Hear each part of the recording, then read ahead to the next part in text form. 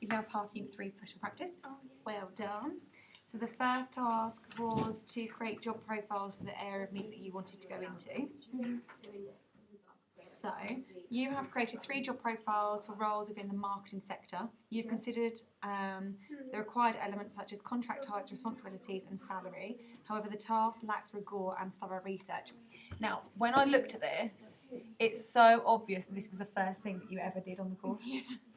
Because I know now if you did this task, it would look very different. Yeah. So this feedback is obviously based on what I see. Yeah. It would be useful for your own development to gain insight into individuals already employed to these positions to add a real experience and point of view to your job profiles. Okay, so rather than just this website says you need this qualification or you earn this much money, try and get opinion from people that are actually in those roles, and that's obviously would be achieved via YouTube. Yeah. Once you did that, you was asked to create employment documentation and attend an interview. Your cover letter has been well structured and content is highly fit for purpose. You have complimented the employer and encouraged them to contact you. Very well done. In the future, try to be more specific regarding your skill set, using examples to ensure your application is more original. Okay. Your CV has been well prepared in relation to content and structure.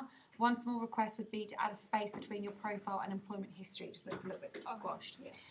You have showcased numerous transferable skills in your skills and employment segment relevant to the advertised role. This said, I think your personal profile should be edited to focus more on the demands of the job profile. At present, it sounds broad as to appeal to any job opportunity. Yeah, and I think, like I just said to somebody else, it's your CV. Yeah. So as in, it's what you're using to apply for jobs currently.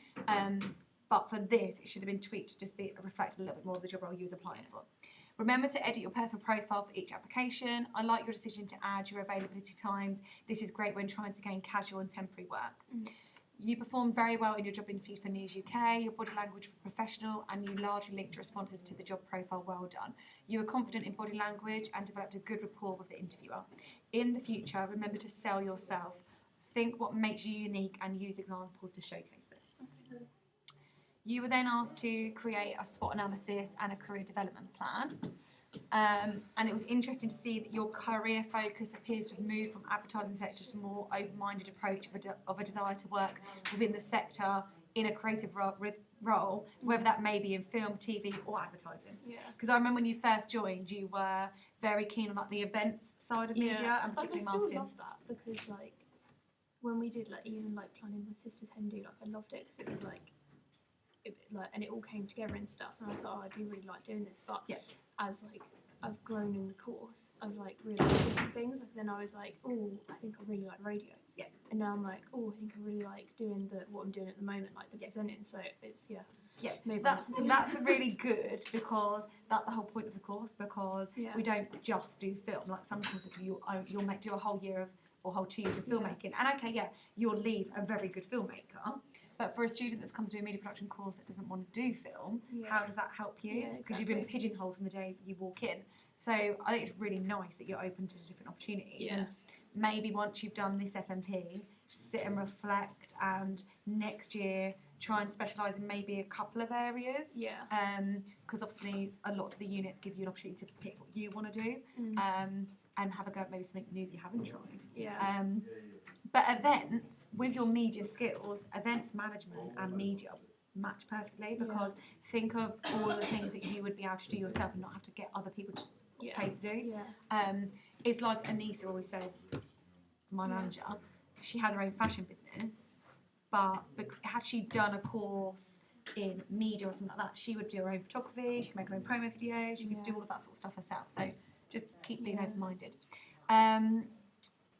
So your SWOT analysis and career development plan is fair, but could be more specific to link to a role rather than a sector as a whole. And I think that's because you're unsure. Yeah. This said, your goals are realistic, completing level 3, university options and a degree. You've also identified the importance of experience. Continue to find your preferred area of career path and work hard to understand the demands of it. And lastly, you've been a member of a number of effective groups this year promoting a supporting and creative role. When in your comfort zone or areas of strength, you're confident and vocal to ensure ideas are cemented and the group moves forward. In the future, continue to gain confidence in more practical areas of the course, utilising group support, but also being more autonomous in approach. Trial and error is often the best way of learning. Yeah? So don't worry if you get things wrong. I don't think you care, and I say that loosely, if you get things wrong. Like, it's kind of like, obviously no one likes to be wrong, No. but it kind of helps because it's like, okay, well, I know not to do that now. Yes, completely. Yeah.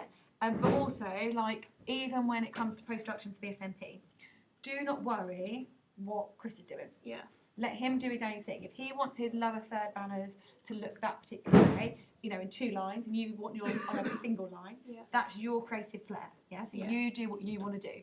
Don't get into the mindset too much of looking at what he's doing because it's yours. Yeah, and you should have your own spin on it. And that's the beauty of documentary making, because the element of bias occurs all the way through. Yeah. So in the edit, Chris's bias and your bias could ultimately create quite a different product, and that's exciting for me as an examiner or to grade your work, because obviously the aim is the same, but the clips that you pick compared to what he picks will be quite interesting. So yes, look at his in terms of a guide. I'm sure he's going to do the same with yours. Yeah. But don't get bombed down if he's doing something and you're not doing that, because maybe you don't want to include that. Yeah. But if he is doing something like the grade, for example, which I'm going to expect you to colour grade that, have a go. If it doesn't quite work, go and get some help. Yeah, because you definitely learn better by just doing things and trying to resolve things. Yeah. I think there's already stuff we're kind of like disagreeing on what we're going to put in, because at Keach they took us into this room and he was like, I don't really think it's relevant. And I was like, I do, because that's the whole point of Keach. It's like, as bad as it sounds, the whole point of Keach is to make sure you're happy when you're dying. Completely. Yeah. And they like took us into this cold room where like people like, it was even when they've already passed away or when they're like literally about to pass away, they go in there. And he was like, I don't think I'm going to put it in. And I was like I am, because even though it's not the point of what our documentary is about, that's the point of Keach. Completely. I think it's really important. And that room you're talking about, it sounds really morbid, but if there is a period of time when lots of people have died and there isn't enough space in that room, somebody in the team there had a relative that recently died, and because they couldn't get in that room, they literally just opened all of the windows in the middle of the winter. They opened all of the windows, so the room they were being cared in was stone cold, because it preserves the body for when the relative want to come. So I think it's really important, because the whole point is end of life care. So yeah, definitely. Yeah. But that's the beauty of it. Because that was one of my questions. I didn't really want to ask it, but I was thinking, what do you do when like someone's already in there and someone else needs it? Like, because you can't say, can you hurry up, please? Like, completely. Yeah. So there you go. I told you. But it's important. So definitely just be original. Yeah.